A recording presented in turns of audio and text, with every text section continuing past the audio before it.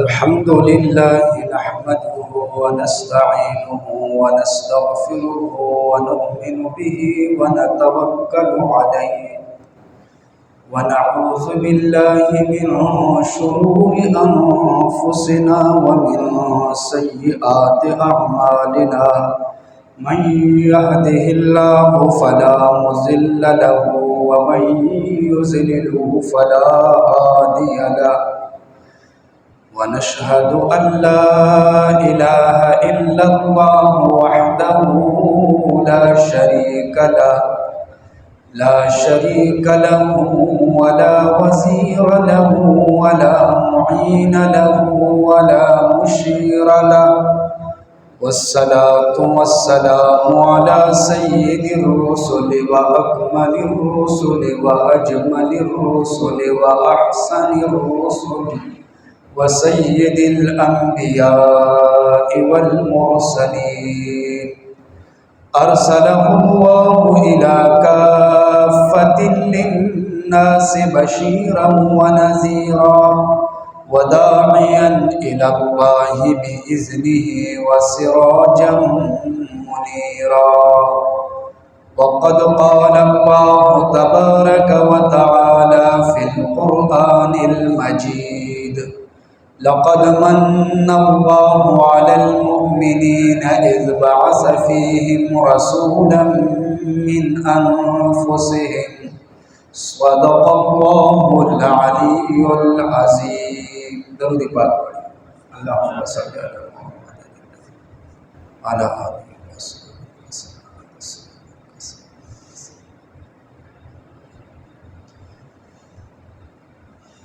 میرے محترم بزرگوں اور عزیز بھائیوں، نبی صلی اللہ علیہ وسلم کو اللہ نے رحمت للعالمین بنا کر بھیجا اور آپ محبوب کل جہاں ہیں.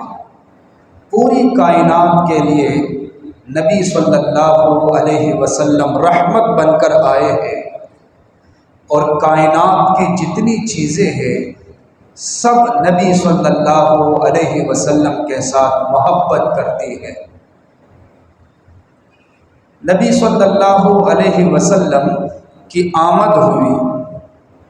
اب عجیب بات ہے، اللہ تعالیٰ کی بے شمار نعمتیں ہیں، لیکن دو نعمتیں ایسی ہیں جو اللہ تعالیٰ نے جتلائی ہے، جن کے بارے میں اللہ نے بتایا ہے کہ میں نے احسان فرمایا، میں نے احسان کیا.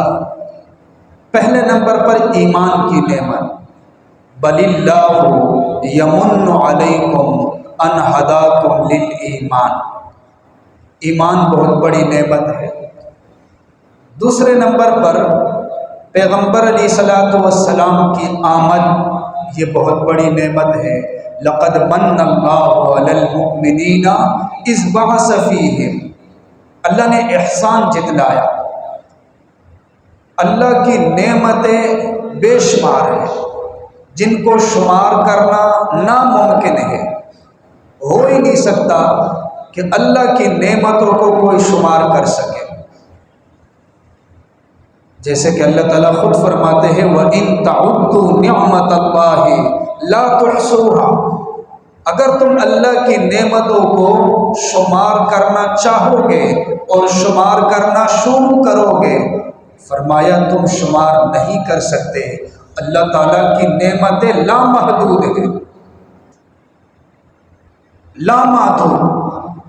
دیکھیں بارش کے قطرات گرتے ہیں، ان کو بھی کوئی شمار نہیں کر سکتا، لیکن پھر بھی ممکن ہے. ریت کے ذرات کتنے زیادہ ہیں، ان کو بھی کوئی شمار نہیں کر سکتا، لیکن ممکن ہے. درختوں کے کتنے پتے ہیں، ان کو بھی کوئی شمار نہیں کر سکتا، لیکن ممکن ہے. لیکن اللہ کی نعمتوں کو شمار کرنا ممکن ہی نہیں.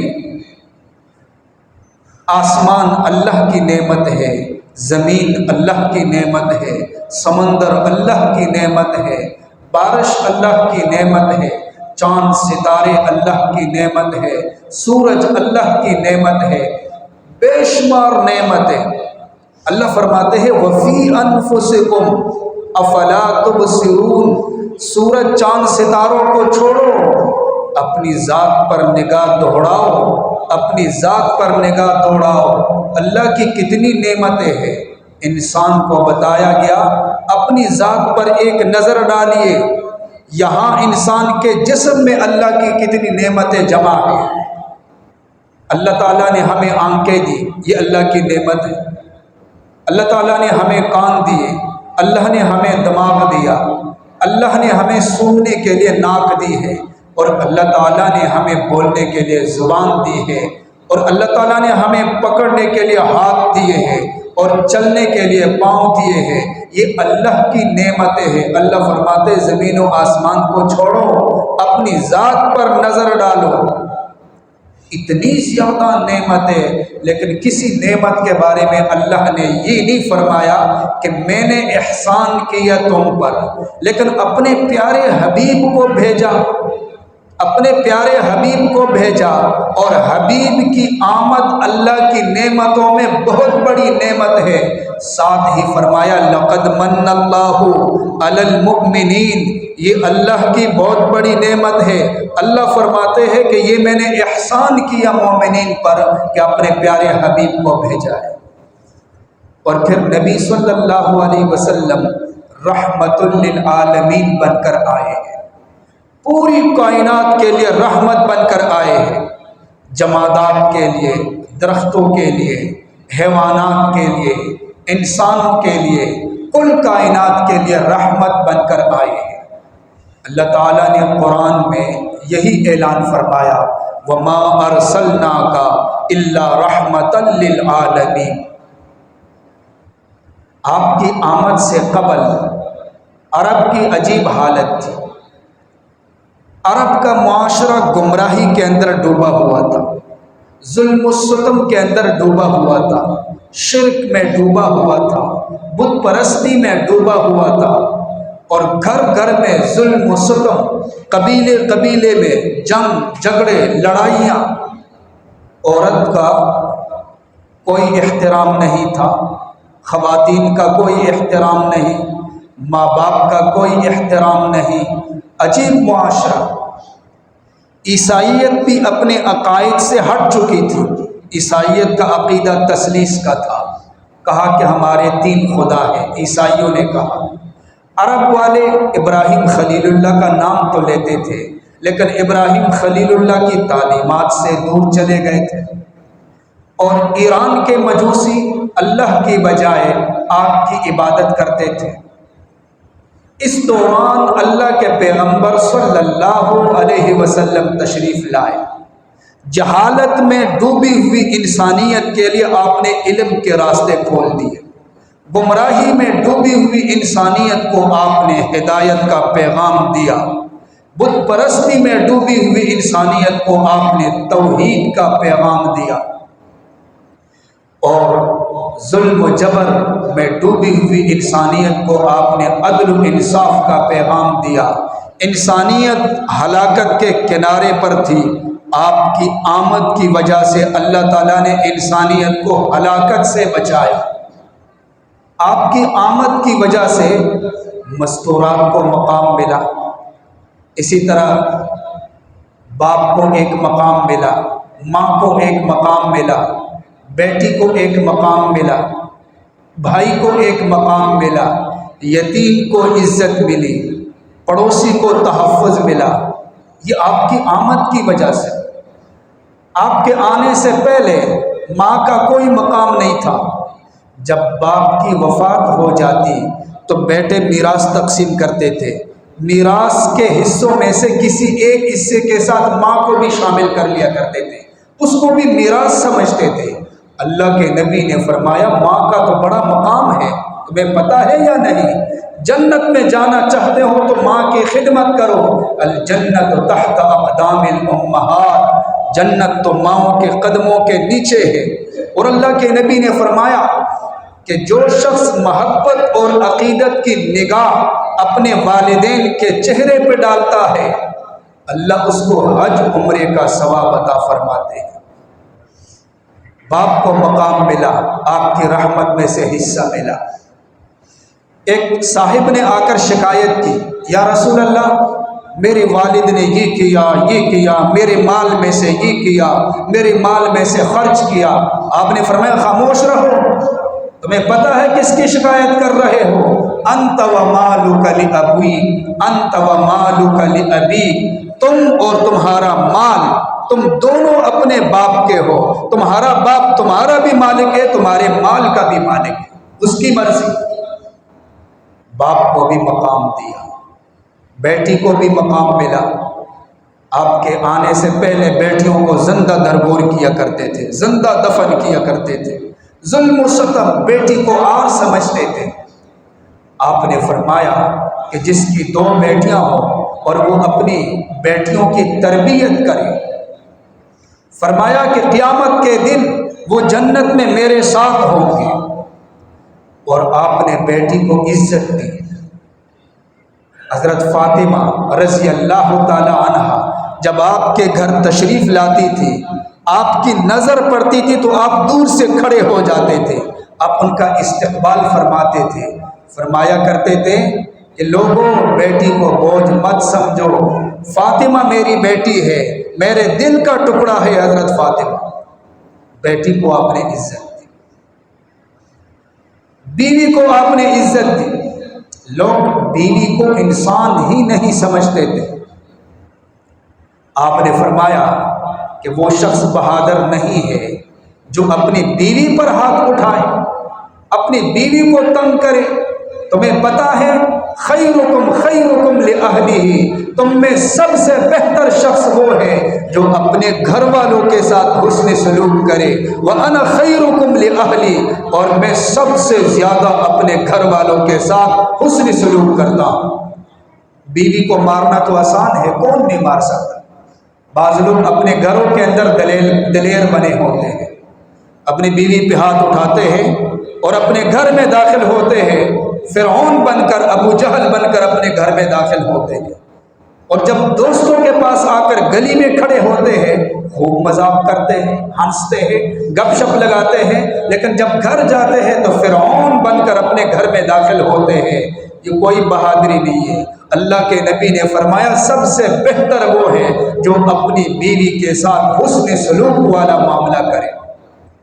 کتنے ایسے لوگ ہیں بیچارے پسینے میں ڈوبے ہوئے دارالفتاؤں کا رخ کرتے ہیں، دارالفتاء، میں نے طلاق دے دی، میں نے ڈرانے کے لیے اپنی بیوی کو طلاق دی، دھمکانے کے لیے طلاق دی، میں نے کہا یہ ڈر جائے گی، اس لیے آپ کا رشتہ ہوا ہے۔ اللہ تعالیٰ نے جو یہ ترتیب بنائی ہے کیا اس لیے بنائی ہے کہ آپ طلاق دیں؟ اچھا، جب پوچھا جاتا ہے کہ جب آپ ابھی شرمندہ ہو تو آپ نے طلاق کیوں دی؟ کہتے ہیں مجھے غصہ آیا۔ تمہیں غصہ بیوی پر ہی آتا ہے؟ باہر محلے میں بھی کبھی تمہیں غصہ آیا ہے یا نہیں؟ کسی بہادر کے سامنے بھی تمہیں غصہ آیا ہے یا نہیں؟ کسی کافر ملعون کے مقابلے میں بھی تجھے غصہ آیا ہے یا نہیں؟ صرف گھر میں جا کر بیوی کے مقابلے میں تجھے غصہ آ جاتا ہے۔ باہر تو لوگوں کے سامنے تیرے جسم کے اوپر کپ کپی طاری ہوتی ہے اور اندر جا کر تو بہادر بن جاتا ہے۔ یہ بہت بڑی کمی ہے۔ اللہ کے نبی کا ارشاد ہے خیرکم خیرکم لأہلہ، تم میں سے بہترین وہ ہے جو اپنے گھر والوں کے ساتھ حسن سلوک کا معاملہ کرے۔ شوہر کو بھی عزت ملی، آپ کی رحمت میں سے حصہ ملا۔ آپ نے فرمایا کہ بیوی اپنے شوہر کا حقوق ادا کرے، اور فرمایا کہ شوہر کے اتنے حقوق ہیں، بیوی کے دل کے اندر شوہر کی اتنی عزت ہونی چاہیے۔ اگر کسی غیر کے سامنے سجدہ جائز ہوتا تو میں بیوی کو حکم دیتا کہ وہ اپنے شوہر کے سامنے سجدہ کرے، لیکن سجدہ جائز نہیں۔ شوہر کی اتنی تعظیم، آپ کی رحمت میں سے بیوی کو حصہ ملا، شوہر کو حصہ ملا، باپ کو حصہ ملا، ماں کو حصہ ملا، بیٹی کو حصہ ملا، بھائی کو حصہ ملا، اور آپ کی رحمت میں سے یتیم کو حصہ ملا۔ آپ نے فرمایا کہ جو یتیم کا مال کھاتا ہے وہ یہ نہ سمجھے کہ میں دھوکہ باز ہوں، چال باز ہوں اور بڑا جو ہے فراڈ کرنے والا ہوں، نہیں نہیں، وہ بچ نہیں سکتا۔ ان الذین، بلکہ قرآن کے اندر اللہ فرماتے ہیں ان الذین یأکلون اموال الیتامی ظلما انما یأکلون فی بطونہم نارا، جو یتیم کا مال اپنے پیٹ میں ڈالتے ہیں ظلما، وہ یہ سمجھتے ہیں کہ میں نے یتیم کا لقمہ اس کے منہ سے چھین لیا اور اپنے پیٹ میں ڈال دیا۔ نہیں نہیں، اللہ فرماتے ہیں یہ آگ اپنے پیٹ کے اندر ڈال رہا ہے، آگ، اس کے پیٹ میں آگ ہے۔ اور جو یتیم کے ساتھ حسن سلوک کرتا ہے، اللہ کے نبی نے فرمایا انا وکافل الیتیم فی الجنت ہاکذا واشار بالسبابۃ والوسطی، فرمایا جو یتیم کی کفالت کرتا ہے وہ جنت میں میرے ساتھ ایسا ہوگا جیسے یہ دو انگلیاں آپس میں ملی ہوئی ہیں، ایسے وہ میرے ساتھ ہو۔ آپ کی رحمت میں سے پڑوسی کو بھی حصہ ملا۔ عرب کی سرزمین پر آپ کی آمد سے قبل لوگ اپنے پڑوسیوں کو تنگ کرتے تھے، آپ تشریف لائے، آپ نے فرمایا ایک مجلس میں واللہ لا یؤمن، خدا کی قسم وہ شخص مومن نہیں ہو سکتا، واللہ لا یؤمن، واللہ لا یؤمن، 3 دفعہ آپ نے فرمایا۔ پھر آپ نے فرمایا من لا یأمن جارہ بوائقہ، جس کا پڑوسی اس کے ظلم و ستم سے محفوظ نہ ہو اور پڑوسی اس کے ظلم و ستم سے پریشان ہو، وہ شخص کبھی بھی مومن نہیں ہو سکتا۔ مومن بننے کے لیے ضروری ہے کہ پڑوسی کے ساتھ بھی حسن سلوک والا معاملہ کرے۔ آپ کی رحمت میں سے مزدور کو بھی حصہ ملا۔ آپ نے فرمایا الکاسب حبیب اللہ، اپنے ہاتھوں سے کمائی کرنے والا اللہ کا دوست ہے۔ آپ کی رحمت میں سے پوری امت کو حصہ ملا، پوری امت کو۔ فبما رحمت من اللہ لنت لهم ولو كنت فظا غلیظ القلب لانفضوا من حولک، اللہ فرماتے ہیں یہ اللہ کی رحمت ہے، اگر آپ سخت دل ہوتے تو یہ صحابہ کبھی بھی آپ کے دائیں بائیں جمع نہ ہوتے، یا اپنے قبیلوں کو چھوڑ کر آپ کے پاس آئے ہیں، یا اپنے مال و دولت کو چھوڑ کر، جائیداد کو چھوڑ کر آپ کے قدموں میں حاضر ہوئے ہیں، یا اپنے بچوں کو چھوڑ کر آپ کے پاس آئے ہیں۔ یہ آپ کا اخلاق ہے، یہ اللہ کی رحمت ہے۔ تو آپ پوری امت کے لیے بھی رحمت ہے۔ تو اللہ تعالیٰ نے آپ کی آمد سے قبل جو عرب کا معاشرہ تھا اس کی تصویر کشی کی۔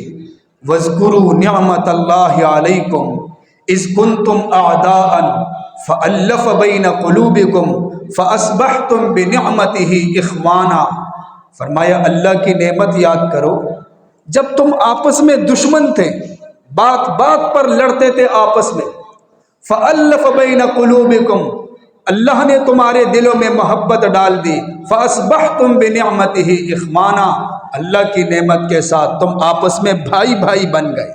وَأَلَّفَ بَيْنَ قُلُوبِهِمْ لَوْ أَنفَقْتَ مَا فِي الْأَرْضِ جَمِيعًا مَا أَلَّفْتَ بَيْنَ قُلُوبِهِمْ وَلَكِنَّ اللَّهَ أَلَّفَ بَيْنَهُمْ، فرمایا اللہ نے صحابہ کے دلوں میں محبت ڈالی ہے۔ اے پیغمبر لو انفقت ما فی الارض، ساری کائنات کے خزانے اگر آپ خرچ کر دیتے آپ کسی کے دل میں محبت نہیں ڈال سکتے، ولیکن اللہ الف بینہم، یہ محبت اللہ نے ڈالی ہے۔ آپ کی آمد کی وجہ سے جس معاشرے میں بات بات پر لڑائی ہوتی تھی وہاں محبتیں شروع ہو گئی، اور کیسی محبتیں تھیں۔ ایک جنگ کا ذکر ہے، ایک واقعہ ہے کہ ایک صحابی جو ہے وہ زخمی تھے، آخری حالت میں روح پرواز ہونے والی تھی۔ دوسرے صحابی نے پوچھا کہ حضرت کوئی خواہش ہو تو بتاؤ۔ عرض کرنے لگے خواہش یہ ہے کہ میری روح جب پرواز ہو تو میری نظر اللہ کے پیغمبر کے چہرے پر ہو۔ اس صحابی کو اٹھایا گیا، پیغمبر صلی اللہ علیہ وسلم کی خدمت میں لایا گیا، اور جب اس کی نظر پیغمبر کے چہرے پر تھی، اس کی روح پرواز ہونے لگی تو فرمانے لگے فزت ورب الکعبہ، رب کعبہ کی قسم میں کامیاب ہو گیا۔ نبی صلی اللہ علیہ وسلم کی اتنی محبت صحابہ کے دلوں اور آپس میں ایک دوسرے کی محبت۔ ایک جنگ کے موقع پر ایک صحابی جو ہے وہ آخری مراحل میں تھے، روح قبض ہونے والی تھی۔ پانی کا اشارہ کیا، دوسرے صحابی جو ہے وہ پانی لے کر آ گئے۔ اب جب وہ پانی پینے لگے تو ساتھ والے نے اشارہ کیا، ساتھ والا بھی زخمی تھا، کہ مجھے بھی پانی پلا دو۔ تو اس صحابی نے کہا پہلے ان کو پلاؤ۔ پہلے جب وہ ان کے پاس پانی لے کر گئے تو تیسرے صحابی زخمی پڑے ہوئے تھے، انہوں نے اشارہ کیا کہ مجھے بھی پلاؤ۔ تو اس صحابی نے کہا پہلے ان کو پلاؤ۔ وہ پانی پلانے والا جب پانی لے کر اس تیسرے صحابی کے پاس پہنچے، وہ اللہ کو پیارے ہو چکے تھے۔ جب دوسرے کے پاس واپس آئے تو اس کی روح بھی پرواز ہو چکی تھی، اور پہلے کے پاس واپس آئے تو اس کی روح بھی پرواز ہو چکی تھی۔ آخری وقت میں جب صحابہ تڑپ رہے تھے اور روح پرواز ہو رہی تھی، جنگ کا میدان تھا، پھر بھی دوسروں کی فکر تھی، دوسروں کی اتنی محبت۔ یہ پیغمبر صلی اللہ علیہ وسلم کی رحمت میں سے ایک حصہ ہے۔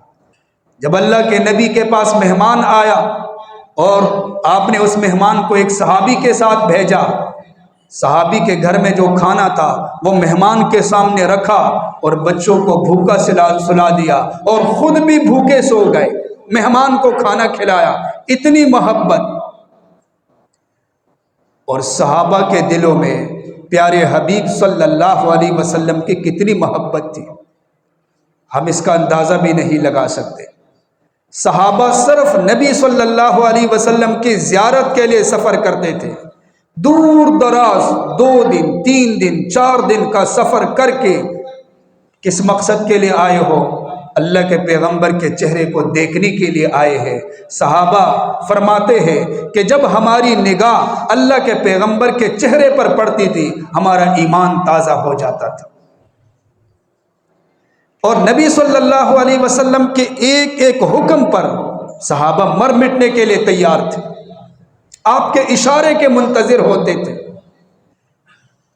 صدیق اکبر رضی اللہ تعالیٰ عنہ ایک موقع پر آپ نے فرمایا کہ ہم نے جہاد کے لیے جانا ہے، مال کی ضرورت ہے، سامان کی ضرورت ہے۔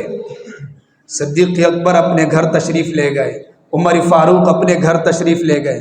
تو حضرت عمر کے ذہن میں تھا کہ ان دنوں میں میرے پاس مال زیادہ ہے، صدیق کے پاس کم ہے، آج میں صدیق سے آگے بڑھ جاؤں گا۔ جا کر اپنے گھر کا پورا مال 2 حصوں میں تقسیم کیا، ایک حصہ اللہ کے پیغمبر کے قدموں میں ڈال دیا، ایک حصہ اپنے گھر میں چھوڑ دیا۔ انتظار میں تھے کہ صدیق تو تھوڑا لے کر آئیں گے، چونکہ ان کے پاس کم ہے، زیادہ تو ہے نہیں، اور میرا آدھا مال بھی بہت زیادہ ہے، تو آج میں پہلے نمبر پہ آؤں گا۔ صدیق اکبر نے جا کر پورے گھر کی صفائی کی، جو کچھ تھا وہ سارا اٹھا کر اللہ کے نبی کے قدموں میں ڈال دیا۔ آپ نے حضرت عمر سے پوچھا، اچھا حضرت عمر کا مطلب یہ تھا کہ اللہ کے نبی یہ سوال کریں گے کہ یہ کون لے کر آیا، یہ کون لے کر آیا؟ بتایا جائے گا یہ عمر لے کر آیا، یہ صدیق لے کر آیا، تو عمر کا زیادہ ہوگا تو میں پہلے نمبر پر آ جاؤں گا۔ لیکن اللہ کے نبی نے اس طرح کا سوال کیا ہی نہیں۔ آپ نے فرمایا حضرت عمر سے، ما ابقیت لأہلک، گھر والوں کے لیے کتنا چھوڑا ہے آپ نے؟ عرض کرنے لگے یا رسول اللہ، آدھا مال اٹھا کر آپ کے قدموں میں ڈالا، آدھا گھر والوں کے لیے چھوڑ دیا۔ آپ نے پھر صدیق اکبر سے پوچھا، ما ابقیت لأہلک، گھر والوں کے لیے کیا چھوڑا؟ صدیق اکبر عرض کرنے لگے یا رسول اللہ، ابقیت لہم اللہ ورسولہ، گھر کے اندر جو کچھ تھا صفائی کر کے سارا مال اٹھا کر آپ کے قدموں میں ڈال دیا، گھر والوں کے لیے اللہ اور اس کے رسول کو چھوڑ کے آیا۔ اب یہ محفل لگی ہوئی تھی، صدیق اکبر بھی بیٹھے ہوئے تھے، عمر فاروق بھی بیٹھے ہوئے تھے۔ صدیق اکبر نے ٹاٹ کا لباس پہنا ہوا تھا، باقی سارا اللہ کے راستے میں دے دیا۔ اللہ نے حضرت جبریل کو بھیجا، وہ تشریف لے آئے، ٹاٹ کا لباس پہنا ہوا تھا جیسے صدیق اکبر کا لباس تھا۔ تو اللہ کے پیغمبر نے حضرت جبریل سے فرمایا کہ یہ کیا ہے، آپ نے ٹاٹ کا لباس پہنا ہوا ہے؟ تو وہ عرض کرنے لگا یا رسول اللہ، صدیق اکبر کی یہ قربانی اللہ کو اتنی پسند آئی کہ اللہ تعالیٰ نے تمام فرشتوں میں اعلان فرمایا کہ تمام فرشتے ٹاٹ کا لباس پہنو۔ میں نے بھی یہ ٹاٹ کا لباس پہنا ہوا ہے، اور اللہ تعالیٰ نے صدیق اکبر کو سلام بھی بھیجا ہے۔ اتنی محبت، سب کچھ، جان بھی قربان، اولاد بھی قربان اور مال بھی قربان، اس سے زیادہ کون سی محبت ہو سکتی ہے؟ اچھا، ہجرت کی رات نا، جیسے ہی نبی صلی اللہ علیہ وسلم نے صدیق اکبر کو بتایا کہ ہو سکتا ہے کہ مجھے ہجرت کی اجازت مل جائے، تو صدیق اکبر نے رات کو سونا چھوڑ دیا، رات کو بس ایسے انتظار میں ہوتے تھے، دروازے کی طرف دیکھتے تھے۔ تو جب نبی صلی اللہ علیہ وسلم رات کے وقت تشریف لے آئے، جیسے دروازے پہ پہنچے تو صدیق اکبر اٹھے، دروازہ کھول دیا۔ آپ نے فرمایا صدیق سوئے نہیں تھے؟ عرض کرنے لگے یا رسول اللہ، جب آپ نے بتایا تھا کہ اللہ کی طرف سے ہجرت کا حکم آ گیا، صدیق کی نیند ختم ہو گئی۔ صدیق نے یہ سوچا ایسا نہ ہو کہ اللہ کے نبی رات کے وقت یا کسی وقت بھی آئے اور صدیق سویا ہو اور صدیق کی نیند کی وجہ سے اللہ کے نبی کو انتظار کرنا پڑے، اس لیے صدیق کی نیند ختم ہو گئی۔ اتنی محبت۔ اور ہجرت کی رات جب ہجرت فرما رہے تھے تو صدیق اکبر کبھی دائیں طرف، کبھی بائیں طرف، کبھی آگے، کبھی پیچھے۔ آپ نے فرمایا صدیق یہ کیا ہے؟ آپ ایک سائڈ پہ ہو کے چلو، یا آگے چلو یا پیچھے چلو، کبھی دائیں طرف کبھی بائیں طرف۔ عرض کرنے لگے یا رسول اللہ، میں بہت پریشان ہوں، ایسا نہ ہو کہ دشمن دائیں طرف سے حملہ کرے اور میں بائیں طرف ہوں، یا پیچھے سے حملہ کرے اور میں آگے ہوں، یا دشمن کی طرف سے کوئی تیر آ جائے دائیں طرف سے اور میں بائیں طرف سے ہوں۔ میری چاہت یہ ہے کہ دشمن کا حملہ یا دشمن کا تیر آپ کے جسم پر نہیں، صدیق کے جسم پہ لگے، اس لیے میں دائیں بائیں جو ہے۔ ایسی محبت۔ اور نبی صلی اللہ علیہ وسلم محبوب کل جہاں تھے، جانور بھی آپ کے ساتھ محبت کرتے تھے، درخت بھی آپ کے ساتھ محبت کرتے تھے، جس راستے سے گزرتے تھے درختوں سے بھی سلام کی آواز آتی تھی، آپ کو سلام کرتے تھے۔ اور جب آپ کے لیے ممبر نہیں بنایا گیا تھا تو کھجور کا ایک تنا تھا، اس کے ساتھ ٹھیک لگا کر آپ خطبہ دیا کرتے تھے۔ لیکن جب تمیم داری مسلمان ہو گئے تو آپ کے لیے ممبر بنا دیا گیا۔ اب جب آپ ممبر پہ تشریف لے آئے، آپ نے خطبہ شروع کیا تو کھجور کے تنے سے رونے کی آواز آ گئی۔ صحابہ فرماتے ہیں ہم نے رونے کی آواز سنی، کھجور کا خشک تنا ہے اس سے رونے کی آواز آ رہی ہے۔ اللہ کے نبی اٹھے، آپ نے اس تنے کو سینے کے ساتھ لگایا اور اس کو خاموش کرایا اور اسے کہا کہ اس کے بدلے میں آپ کو جنت ملے گی۔ تب وہ کھجور کا تنا اس کا رونا بند ہو گیا۔ تو نبی صلی اللہ علیہ وسلم محبوب کل جہاں تھے، لیکن محبت کی علامت یہ ہے کہ نبی صلی اللہ علیہ وسلم کی اطاعت ہم کریں، آپ صلی اللہ علیہ وسلم کی اتباع، یہ محبت کی علامت ہے۔ محبت کی علامت چیخنا چلانا نہیں ہے، بازاروں میں نکلنا، میلے لگانا، یہ محبت کی علامت نہیں ہے، یہ تو اپنی خواہش ہے، اپنی ایک چاہت ہے۔ محبت وہ معتبر ہے جو صحابہ نے آپ کے ساتھ محبت کی، وہ اطاعت والی محبت ہے اور اتباع والی محبت ہے۔ اللہ تبارک و تعالی ہمیں عمل کرنے کی توفیق۔